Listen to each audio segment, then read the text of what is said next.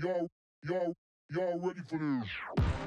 Hey everyone, welcome to another edition of the pregame show Rewind. A little different this week because we've had an actual game. So we won't talk as much about what happened in practice because we had a game. We had a score. One team won, the other team lost. Everybody knows it by now. It's been the talk of sports talk radio, sports TV, sports in space. Everybody is talking about Colorado knocking off number 17 TCU at their house yesterday. You know who had a front row seat. It's our man, Uncle Neely, the proprietor of the pregame show. Neely, let's just go ahead and get it out of the way. Let's just go ahead, man. Get it out of the way. You had no doubt, and it played out right in front of us all on Saturday afternoon. So, in other words, this is the space where I tell you and all the viewers, I told you so. Yes. Thank you for carving out this space, Tolly, for Uncle Neely to say, I told you so. I would say America, but we literally have viewers around out to people on military bases in foreign countries that tune in to the Rewind on the pregame show. But no matter where you are, I told you so. I knew what was going to happen. All right, so let's stick to the premise of this show is about the rewind. Let's rewind it back. Let's take a small rewind to Friday afternoon. You posted a video. It was, I think, the team meeting right before practice in Fort Worth. Coach Prime addressing the team, and he said, look, they're going to make movies about this one day. We have what we need in this room. I can't say it exactly. Let's hear what Coach Prime had to say. What we have right here is something special. It's something that's going to change the whole face of football. I think they're going to do movies about this coaching staff and about you guys one day because I can see what's going to transpire. I believe that much in you. We got to keep the main thing. Beautiful trip, wonderful trip. But when we get on that bus, as we get closer and closer to that practice facility, let's get serious. All right, Neely, man, he laid it all out. I think when we wrote the article at thepregameshow.com, make sure you check that out. I think I wrote he was giving off Remember the Titans vibes. Like, that's what I felt. You know what I mean? I felt like that was Denzel talking to the team. Man, he just laid it out there. And what he said happened. Hey, man, it's funny that you used that example of Denzel, Coach Boone, and Remember the Titans. Because Thursday morning at the team meeting before we left, we watched clips of Remember the Titans. like literally, that was part of his opening talk to the team was, hey, make sure at the end of this game that they remember the day they played the Titans. And, of course, he was paralleling that to the Colorado Buffaloes. But just as we got to Fort Worth to go to practice, he's like, man, this is going to be the talk. This is going to be the talk for years to come. What we accomplished tomorrow, which was yesterday in that game, people are going to remember where they were when they saw what the Colorado Buffaloes did on week one. All right, so Neely, they go into this game. They take the lead at halftime. A dominant performance. If they don't have those two turnovers, I mean, that game wouldn't have been as close as it was at halftime. Let's hear a little bit of you taking us behind the rope and the halftime speech from Coach Prime. Fellas, everybody get up. Everybody up. Everybody up. Everybody up. Let's come on the backside.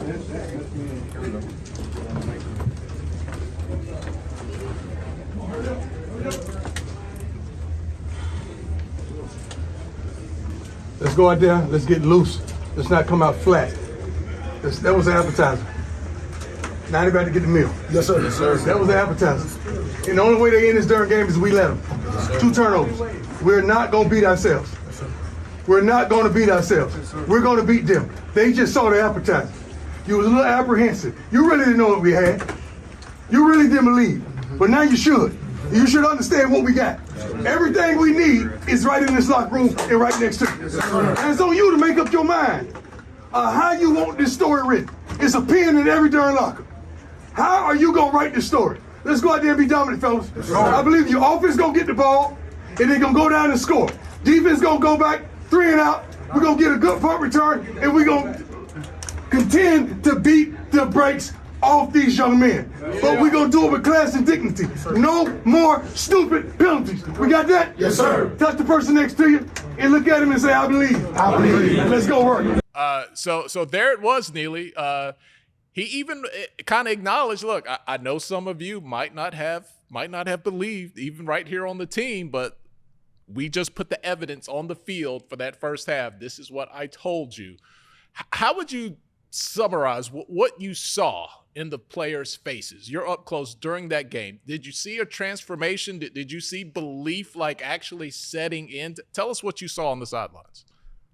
That was exactly the case, man. You know, from arriving to Fort Worth, Texas, you could see from some of the former players on the team, some of the younger guys, you know, freshmen on the team, sophomores, guys who haven't played together or played college football yet, you know, was still maybe thinking, oh, Coach Prime is just hyping us up. It's just coach talk. This is just what he's telling us to get us motivated. But I would say midway of that first quarter, you know, we win the coin toss, defer, kickoff, they go 3 and out.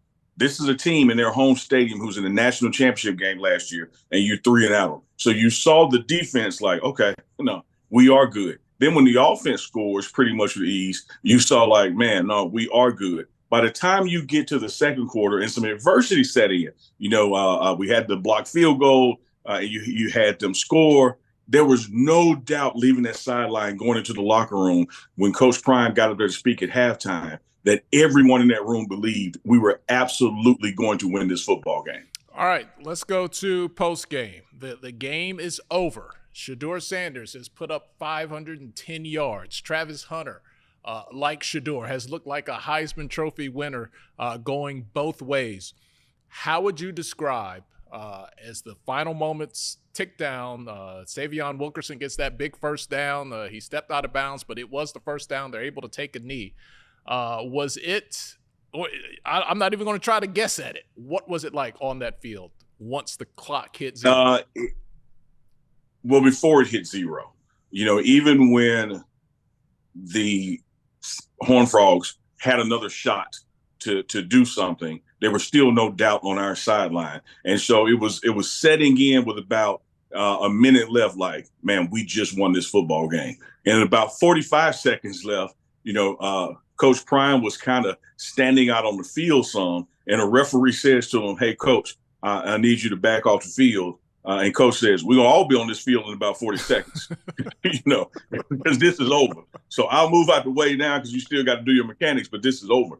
And you just saw the excitement start to swell up and boil over because everyone knew all of the spring and summer practices, all of the fall camp, you know, film sessions and early morning starts and late evening finishes. You could tell now it's the culmination, man. We just beat TCU, number 17 in the nation, when we were a 21-point underdog.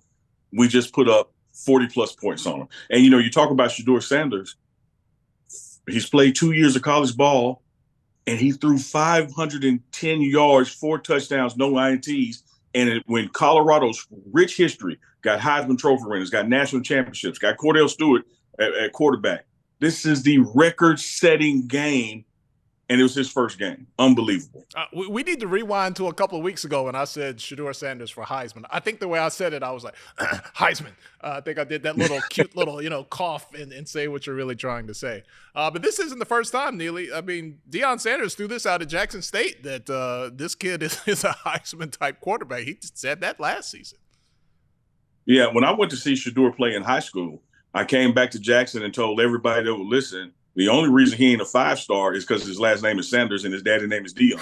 You know, his daddy name being John Sanders, he'd be a 5-star. But there's just some haters out there who just don't want to give the Sanders their flowers or accolades. So Shedeur was, you know, touting the recruits as a 4-star, but he is definitely a 5-star to high school. You saw what he did in Jackson State when he was able to get under center. You know, never lost a conference game. Not too many SWAC quarterbacks can say that, you know, in the history of the SWAC. You know, he has never lost a conference game. He comes here to TCU where everybody says, oh, that was the SWAC. Anybody could do it at that level. Let's see him do it against higher competition. Well, you get no higher competition than week 1 if you're playing Georgia or TCU, because those were the 2 guys in the finals. And we were playing TCU week 1 in their home stadium, and he goes for 510 yards and 4 touchdowns.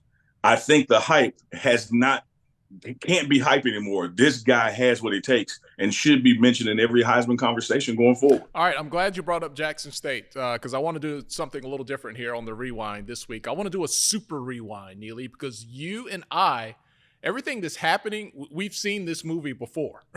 We saw these things happen at Jackson State. For a lot of people, it's like, oh, wow, I had no idea. And they're like, oh, my gosh. And we're like, well, what did you think was going to be different this time around? But let's start with Travis Hunter.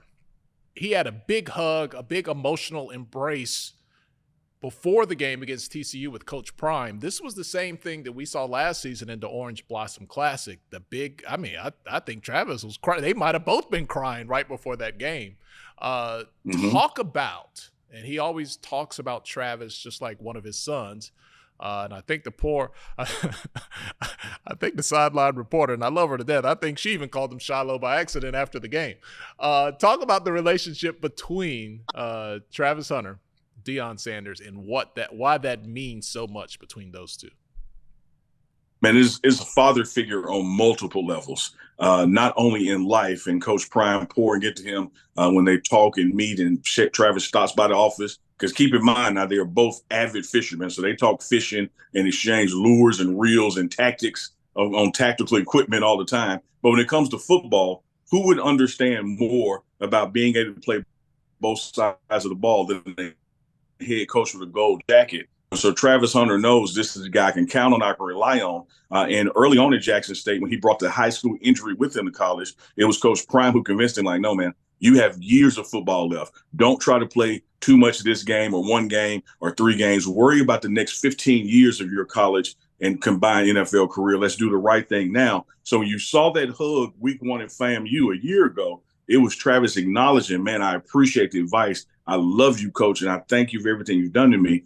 And you see location has changed, but destination is not. They still have the same chemistry because he knows Coach Prime has his extended future in mind, not just the days right here in Colorado. And that decision from last year to play Travis, sporadically, kind of on and off, and make sure he had plenty of rest, that paid off Saturday because, man, there was no rest against TCU. No, Tolly, I think there were a total of 160 plays from Colorado, and Travis played in 129 of them. That's a lot of ball, man. Yeah, you do the math. You don't even have to be good at math to realize he played the majority of the game, going both ways. Not only the relationship between Deion Sanders and Travis Hunter is so beneficial, but the relationship between Shedeur Sanders and Travis Hunter, again, super rewind. We've seen this movie before. Shedeur was a big part of recruiting Travis, the number 1 recruit in the country. Some people like to say number 2. I feel like he became number 2 after he went to Jackson State, because all I heard was number 1 before that. But anywho, another story, another time. Shedeur was a big part in getting him to come to Jackson, which was historical. And these two having to be, offense, defense, that the whole thing, the way that thing works, man, is super important to the success of Colorado. Yeah, true that, man. If you were to grow your beard, Tolly, like I know you could, there would be a little gray in it, like I have a lot of gray. So I know you remember the TV show Cheers. Yep. And the song went something like, you want to be where everybody knows your name. You want to be where the people are all the same. Travis Hunter and Shedeur get each other. They understand the spotlight. They understand the quote unquote outside pressure, not internal pressure, that this life and the cameras and people believing what you can do, and then those who don't want you to do it, what it comes with. So when Shedeur was reaching out to Travis, like, hey, man, join me at this HBCU, let's do some big things, they were speaking a common language that very few people speak, because most folks, whatever their space or profession, don't operate at that high of a level. And if they do, there's not cameras with it every 5 minutes. So they have always bonded. And because Shedeur is just a wee bit older, he gives the business to Travis saying, hey, little bro, so they go at it. Travis tries to pick Shedeur off at practice. And then the next play is trying to be his number 1 receiver at practice. They have an outstanding chemistry and understanding of each other because they know what they're going through. Even then, their NILs are right behind each other in value. And so you got 2 of the top players NIL value in the nation on the same team and are best buds. Man, a lot of people could not make that work. I think the story of these two, as much as it's been talked about this weekend, over the summer, I still think it's an underrated story. You know this, Neely. I'm not telling you anything. Shedeur Sanders is the son of one of the greatest ever. Imagine the pressure that comes with that. He still delivers. His football IQ is off the charts. First game in Colorado, 510 yards. I don't want to get in all his business, but he's been romantically linked to people in Hollywood and, all these A-list people. If this was Tom Brady's son, he'd be on People magazine like every week. Like and he gets a lot of credit, and I'm not saying he doesn't, but I still think as much value as he has, as much as he's talked about, I still think it's an undervalued story. I mean, good God, Neely, there was a commercial with him and his family during the game that he was kicking butt in. Like, I'm reminded of another movie, Jerry Maguire, when they said, "I'm not going to stop until you're in a commercial, drinking a Coke, playing a video game, starring in the Super Bowl that you're also playing in." Like, it's all coming together. But Tyler, I think you're right, man. If this were any other situation, it would be talked about more. It wouldn't be a news story to people, because this ain't just happened here. It's been happening the past 2 years of his college career. Deion Sanders is an elite quarterback. He ain't just the son of the head coach. Everybody, when he got to Jackson State, thought it was daddy ball. We got here to Colorado, people thought it was daddy ball. Like, oh, what do you think about your son starting? I mean, is he really, qualified at this level coming from HBCU? Well, y'all saw him play. You saw him play against a Power 5 team. You saw him play against a team who was in the national championship. You saw him play against a team who was ranked in the top 20 in the nation going into week 1. You saw him play against a team that Las Vegas had them favored by 21 plus points. They didn't win by 21 plus points, and he threw for over 500 yards, no interceptions, and 4 tutties. It is what it is. I'm not a betting man, but good Lord, I should have started yesterday. Good Lord, I should have, man. Neely, let's continue with the rewind here. Let's go back to December after the SWAC championship game. Coach Prime makes the announcement to his team that he's going to move on to Colorado. He and his family get on the plane. They fly out. They land in, I don't know. What time did they land in Boulder? It was butt crack of dawn. They're there. At the same time, this is a 1-11 team that is just pitiful. Just absolutely pitiful. TCU is kicking butt. Dreams of a national championship, almost made it. From that December to yesterday, what do you think is the most important thing that happened that, man, here's Colorado knocking off TCU from a place where they were the laughingstock of football, and this other team was getting ready for a championship? It's amazing how you set it up, Tyler. That was beautiful, because at the same space and time, as you eloquently said, those 3 things were taking place. Coach Sanders was making a transition to the Power 5. TCU was headed to the national championship, deep in the playoffs. All these things were taking place at the same time, with Colorado just finishing 1-11. You stir all together, and how do we get here? 8 full months, 9 calendar months if you massage it some later, time enough to have a baby if you would conceive one then. If you add it all up, for me, what made the difference? And it's simply Deion Sanders, Coach Prime, and his impact immediately on changing culture. When he got to when he got to CU, one of the first things was meet with everybody. He met with everybody, Tyler. He met with the grounds crew, the stadium manager. He met with the cafeteria staff, not just football people. And he said the losing is over. The losing mentality is over. We play in 8 months, and by the time we get there, we're going to revamp the thinking of this building from top to bottom. If you're a loser, you got to move. You got to become a winning attitude. And I think it was that. You look at the staff he brought in, you look at the mechanics and operations, wonderful. But what he established from day one is just a dynamic shift in culture, that we're not going to go from 1-11 to 3-8. We're not going from 1-11 to 5-6. We are going to do everything it takes to win every ball game, because we're not settling for mediocrity. I think that is where the winning shifted, because he established a new culture day one. All right, another thing that we have seen happen before, Neely, and this is a get your popcorn moment. Coach Prime loves to keep receipts and to bring them out just like we do at tax time. Well, there's this and there's that and there's this. And don't forget about this and don't forget about that. And yesterday was 1099 time. We had some receipts on display.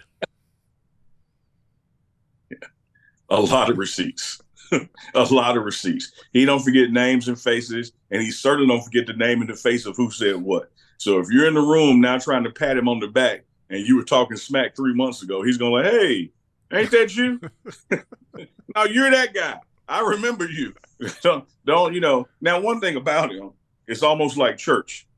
He going to still let you in. You can be a late convert, but you're going to get to business when you show up at the door talking about, hey, I believe now. Well, let me take you down through there first, because there's been some people sitting on the first pew a couple of years, and you were out there, trying to burn the church down. Now you want in. So he's going to call it out. And this is a guy who has been on both sides of the media. Like, he's been a player interviewed in the locker room. He's been the MVP interviewed at the podium, and he's been the guy doing interviews with the NFL Network. So he knows how to work the media. And when I say work, I mean work them. Yeah, you don't get to just come in off the street and go to the upper room. You got to work your way. You got to work your way in there a little bit. Neely, I talked about the undervaluing of Shadour's story with everything that he had. I mean, he's the All-American boy and All-American man. I want him to be portrayed like that. Deion Sanders is the brilliant mind when it comes to football. Yes, he was the greatest of all time athletically, but even then it was his mind that made the difference on the field. I want more of these adjectives to be about how brilliant he is. And look, the charm and all that, I get it. And that can, that can really just jump out front and take a lot of oxygen out of the room. But you got to be damn brilliant to pull off what he has done at multiple places and get the same results each time. My mama sent me a text right after the game yesterday. And she said, let me tell you what I love about Coach Prime. He not only does what he says he's going to do, right after he does it, he thanks God for it. So it's like he doesn't change, man. So whether it was in the NFL, whether it's at Jackson State, whether it's here at Colorado, he's going to tell you what's going to happen. And you ain't going to be able to stop it. He's going to do it. There's going to be some bumps in the roads, just like the good book says, weapons will form, but they won't prosper. And he accepts all that comes with it. One of the things, when he opened up about his health issues with his foot and leg was to let people know, hey, man, I'm a winner and I'm going through something, but I'm not going to let that stop me from being a winner. The guy has a determination that's off the charts. I think a lot of people, because he's an African-American male, you look at the hundreds of colleges at this level, Power 5 or that level. Well, we got probably 4 black head coaches. So here you got one of 4, and he's brash, and he talks, and he backs it up, and he gives God credit. Man, you stir all that together, it rubs some people the wrong way. Now, don't happen to toss in on top of that the soft bigotry and low expectations that people think like, well, that's good enough for him, to be at Jackson State, but he can't coach at Arkansas or Florida State. But now he gets the opportunity at Colorado, and what is he doing? The same thing he did at Jackson State, the same thing he did at Trinity, the same thing he did with Truth Football League, and that's win. Does it even bother you that he does not, fully across? Because we've seen coaches, man, do less and be labeled as these great minds of football. Like, it has just always bothered me that is left out of the equation when he's discussed in broad terms, in broad places and spaces. And I think that's such a big part of the success. Yeah, it does bother me because, one, he's a friend. He's a brother. He's done a lot, for me personally and professionally. I see the things that he has to overcome, just to get up in the morning and do what he does. And to not see him get his flowers, does bother me. But I will tell you one person that doesn't bother, and that's him. Because whether you give him credit, accolades, or pats on the back, he's going to get up in the morning and do it any damn way. He's just a go-getter. You're not going to outwork him. You're not going to outstudy him. You're not going to outprepare him. And you see the same thing in Shador and even Shiloh and their mechanics. Shiloh Sanders, who was right there leading the team in tackles yesterday, when it's lunchtime at the school, he gets his plate and he goes to the film room and eats. Nobody talks about that. When you look at, Shador Sanders, back at Jackson State, when that summer he was down with COVID, he was studying FAMU film on his own. Here at CU, he told some of us just chit chat and said, man, there's one thing about this fall camp, it's giving me too much time to prepare for, TCU. So he is a preparer just like his dad. They study just like their dad. And a lot of people just overlook it. Why? Because they don't like their dad. If people would just measure these guys for who they are and what they bring to the table, you would see certainly a totally different set of circumstances if they were another coach or another player on another team. Let me just say what it is, different skin tone. You see some accolades coming their way that you don't see coming their way now. Well, I don't know if I would imagine a slice of America was surprised by this yesterday. I wasn't. I know you weren't. But Colorado kind of became, for a lot of African Americans, their favorite team to now cheer for because not only did Deion Sanders win, he talks that talk. And let me tell you, when we can find a brother or a sister in a place where they have success and they are still unapologetically themselves, man, that authenticity is a super magnet. But not everybody likes that, Neely. It is going to be an interesting social experiment, not for Deion Sanders, but for the reaction for a variety of fan bases. Because, look, we've seen black coaches at the Power 5 level. It not nearly as many as we should. I remember cheering for Ty Willingham when he was at Notre Dame, and and then they let him go, and his next guy seemed to have a little longer leash, and I was like, all right, that was kind of weird. And remember Jim Caldwell, doing pretty good in Detroit, and all of a sudden that wasn't good enough, but the next guy kind of got a little longer leash. And I think with a lot of these coaches, they've just tried to keep it straight and narrow to football. This personality that's in Colorado right now, the level of unapologeticness is off the charts. Yeah. And I mean, unapologetically, his faith, his religion, believing in his God, unapologetically being a black man, unapologetically being the best to ever play his position, in his mind, unapologetically the best football player ever, period. He ain't apologizing for none of it, and he gives credit to where those talents come from, and that he just does the work and doesn't take the talent, God-given talent, for granted. I just think that, Tyler, that we still live in a country where it's hard for some people to give credit where credit is due. Sometimes it's gender, sometimes it's race, sometimes it's age, but people will skew things, when it looks differently from what they are accustomed to. And you talk about the success of African-American coaches at this level, or any level, so they can move up to the next. Every African-American coach, no matter what level you are, every black football player, no matter what level you are, should be celebrating what he's accomplished in just 9 months, because it opens the door of opportunity that if he can do it, perhaps there are others out there too. Maybe we need to give some people some chances that we haven't been given. I read a lot of comments in different places. Why you got to talk about race? It's not about race. Come here. If that is your, come here, close to the screen. Let's have a quick conversation here. The fabric of this country has always been about race. Always been about race. Mm-hmm. The data suggest when you look at the discrepancies in wealth, police brutality, incarceration rates, you name it. That data and those numbers fall along racial lines. If you're African-American in this country and the police get behind you and you have done nothing, let me tell you, you feel different than a lot of other racial ethnicities do. That is just a fact. There are so many things in this country that you don't have to spend a lot of time convincing if you just accept them for what they are. And here's the thing, Neely. It doesn't take away from anybody else. These are just things. And if you would just say, you know what? I'm not comfortable talking about race. I can respect that. It is not a comfortable topic, but to try to embrace your comfort and tell somebody else to shut up,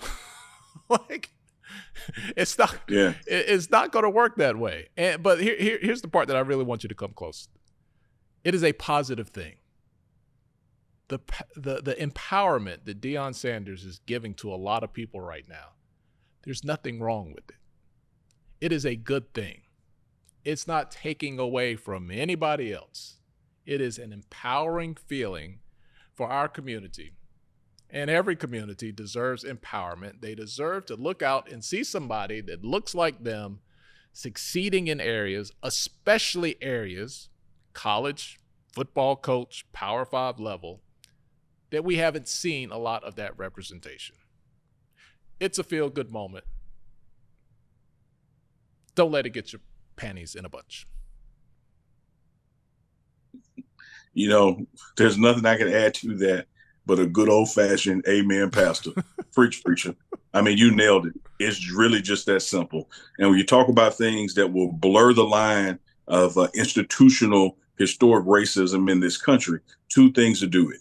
And that's high level of achievement and high level of capitalism as in money flowing. And one thing that Deion Sanders brings when he comes to any table with his talents and the spotlight is on him, you're going to get some high level achievement and the money is going to flow. Merchandise is going to fly off the shelves. Season tickets are going to go through the turnstiles, and those TV views are going to go through the roof.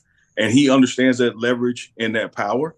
And there are others that are just as talented that could do the same thing, provided they have the opportunity. And so I say again, one of the things you're going to see come from Deion Sanders, Coach Prime being in Colorado, and the success while he's here, winning for years to come, you're going to see some people that may not have gotten an opportunity to get one because of what he's doing in Colorado.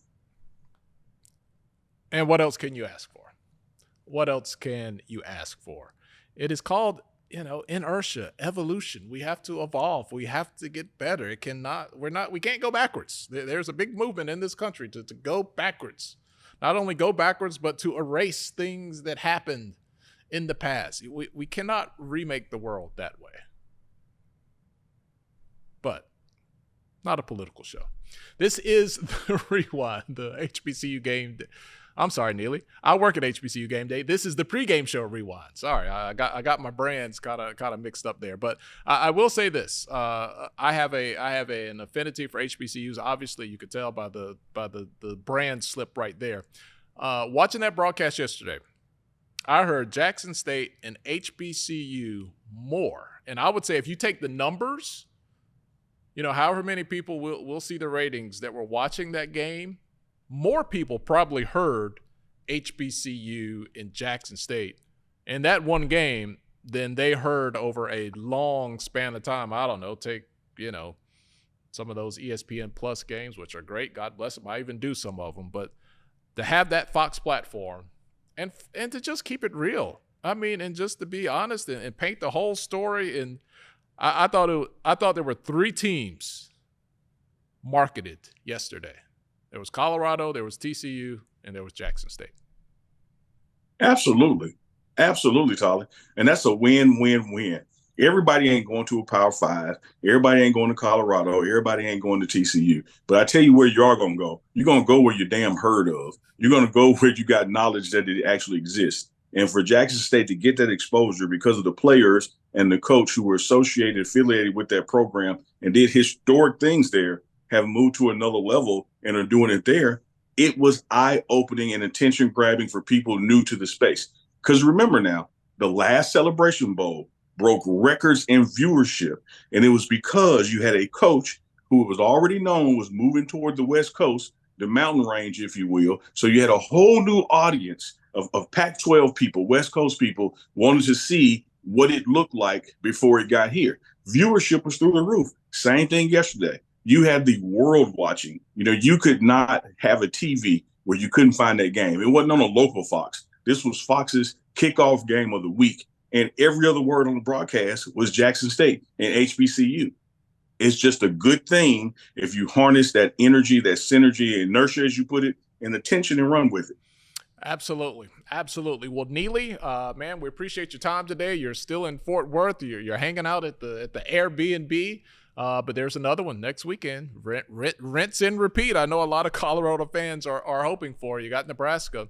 What are the things you'll be looking for in practice this week? Because the entire fall camp was, all right, guys, you got to believe. Well, they saw it on Saturday. Now we're going to have a week of practice where not only do you believe, you have seen it. What are some of the things that you'll be looking for? I know a lot of people are kind of talking about the defense, like, "Ooh, we won, but we gave up some points there." What are some things you'll be looking for this week?